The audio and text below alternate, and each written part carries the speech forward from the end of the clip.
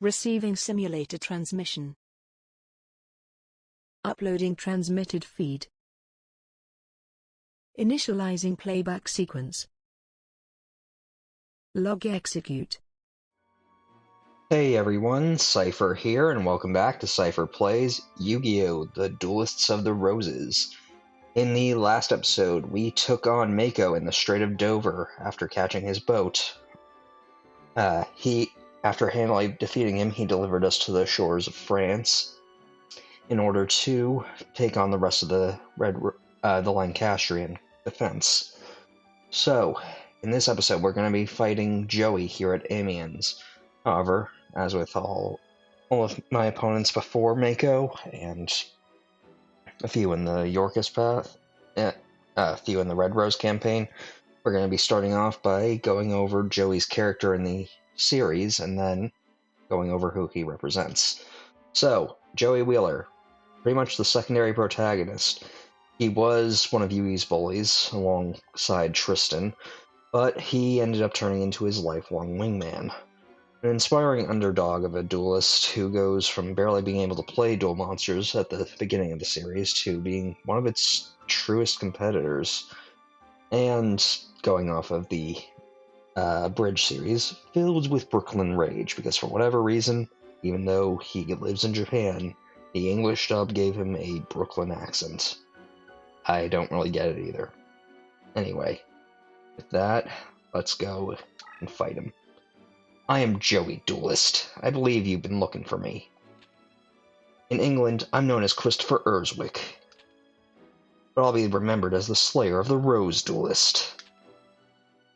Yeah, sorry, I wasn't going to do a Brooklyn accent. I don't even know if I could.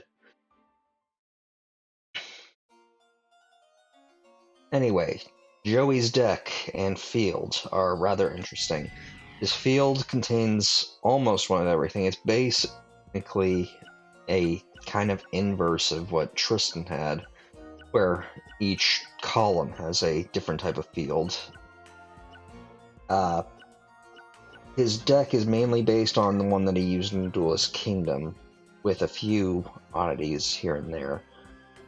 But we should be fine. Anyway, let's just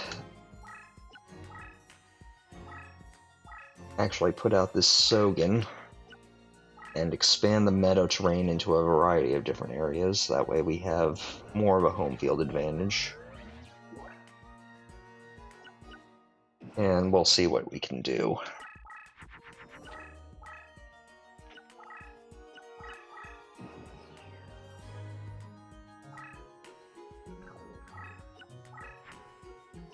Let's throw out our Dream Clown, and we'll just leave him in defense position for right now. And then another recommendation that I would like to make is for you to get your deck leader to the Toon terrain as quickly as possible, because all monsters in his deck are powered down by it, thus he won't be able to actually do much of anything. Okay, let's... Actually, you know what? Let's throw out Empress Judge and have her outright slay Baby Dragon. And it seems the final effect of my deck leader is finally kicking in. For every star that my Swordsman from a foreign land has, 100 points will be taken off of any dragon that gets close to him. Obviously, this is better on stronger warrior deck leaders, but it's at least somewhat useful here. Now then, let's just put... Actually, you know what? Let's use Gate Guardian Ritual as a...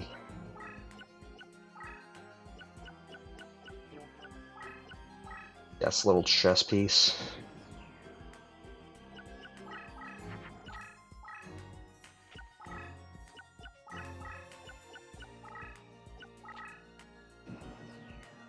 Now we'll just slowly make our way up through the Toon fields. And let's summon Tactical Warrior.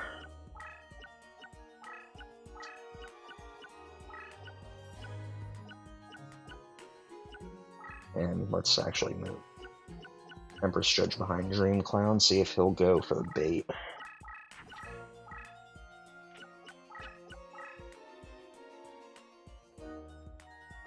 Well, he flipped over his Panther Warrior, which I'm grateful for.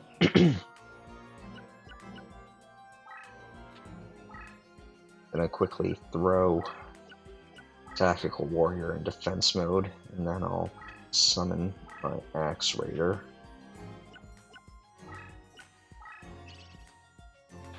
And now we'll reveal what this is. Metal Morph, okay. Actually, let's get Axe Raider out of that danger.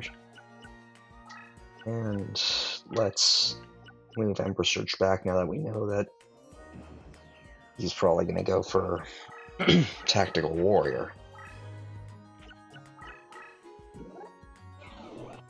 Okay, we also know that he has at least one warrior on his side of the field. And good, Spellbound. So, let's see.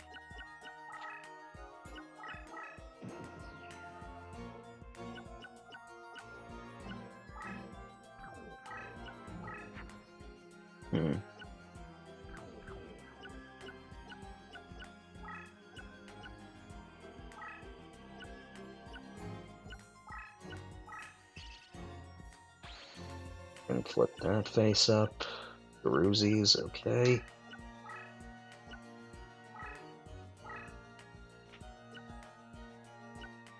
Let's just see what we got. I'll move my deck leader back onto the tune as soon as I make sure that that's powered up.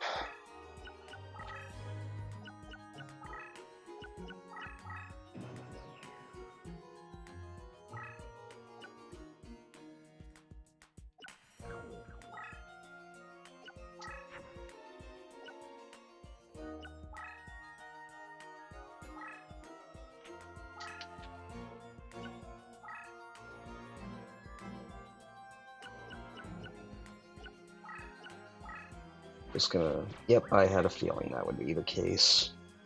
So now, we'll just have Empress Judge destroy his Panther Warrior.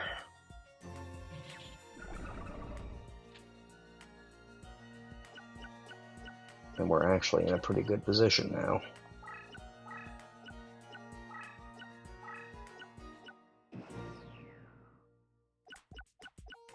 Let's see.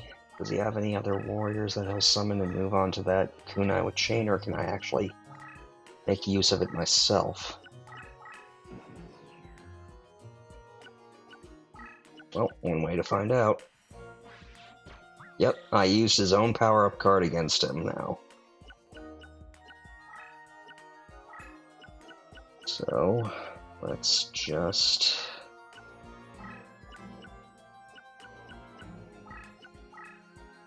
move forward once again. Deal that card. On Satsu, okay.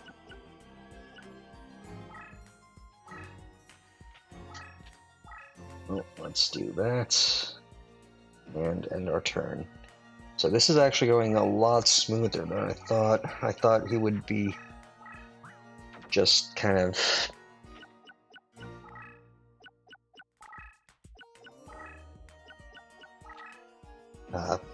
I just thought he'd be a bit stronger, but I guess not. Let's move over. Well, you know what? He's done well, but let's end this. Okay, apparently not. Should have seen that coming. Trap cards. Okay, so Empress Judge got a little weakened. Okay, try a lot weakened. All of her power's been taken away. But now I'll just have to destroy him the old-fashioned way.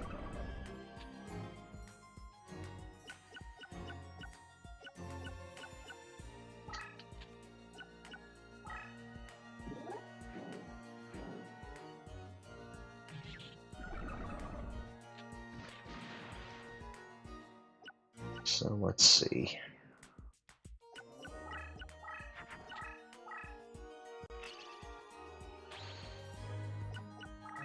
Mountain Warrior. Okay, that's Not all that useful.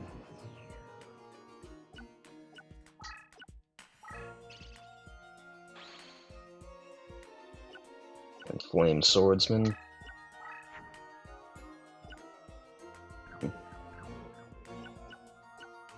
Okay, not entirely good.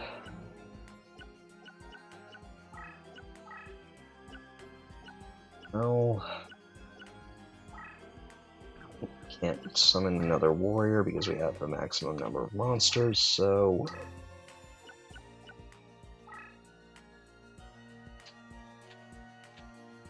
let's just flip up Tactical Warrior.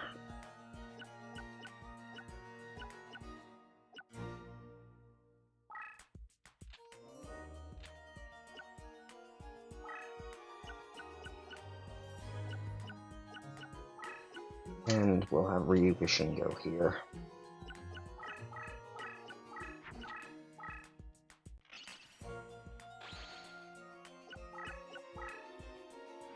Okay, so we're gonna take a little damage because I accidentally powered up his Flame Swordsman with my Tactical Warrior, but nothing we can't deal with.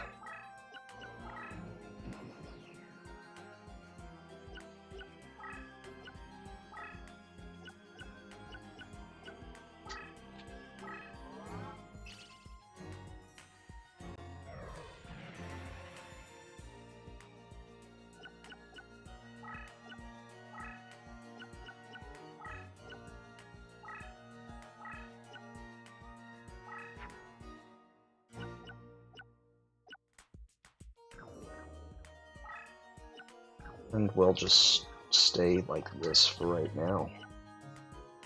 Wait, let's see. Okay, so don't want to attack that just yet.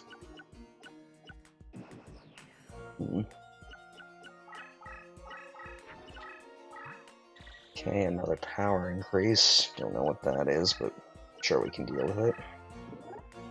Thank you, Dream Clown. Oh yeah, I did mean to tell you this in one of the previous episodes. I did find out why Dream Clown got spellbound at the end of our duel with Taya. One of her monsters had the special effect that it spellbinds all warriors when it's in face-up defense position. So that was the reason for that. Anyway, move on over. Doing well.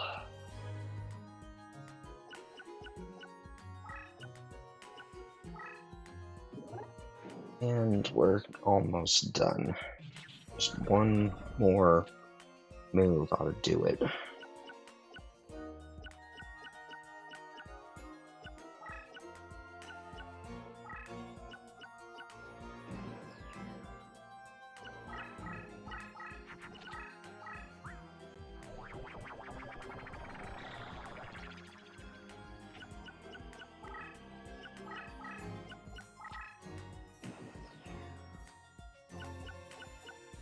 Alright, Empress Judge, destroy him.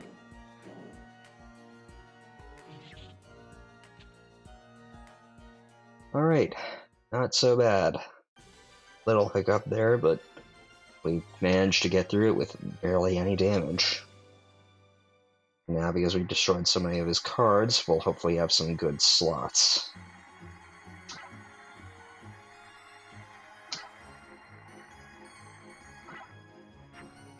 Well, 3 monsters, not that I can really say that I'd use any of them.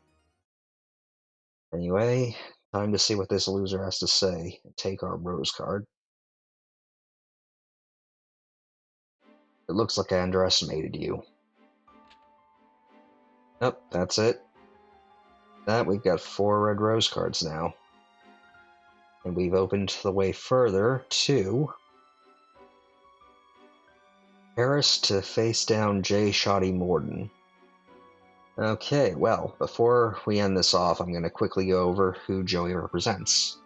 As he said himself, he is Christophr Urswick, the Rector of Puddingham, Hertfordshire, and later Dean of Windsor, priest and confessor of Margaret Beaufort, so a priest in the service of my Valentine in this game. And it makes sense, even though in this series itself, it's kind of a love-hate relationship between the two. Although it's a bit weird considering she's in her early 20s and he's 16. But Japan's gonna Japan. Christophr Urswick is also said to have been the go-between to putting Henry VII on England's throne, which, honestly, considering his relationship with Margaret Beaufort, kind of makes sense. In any case, with that covered, we'll be ending things off here. Next time, we'll be heading to Paris to face down J. Shoddy Morden. Until next time, I want to thank you all for watching. Stay gold. Playback sequence terminated. Transmission disconnected.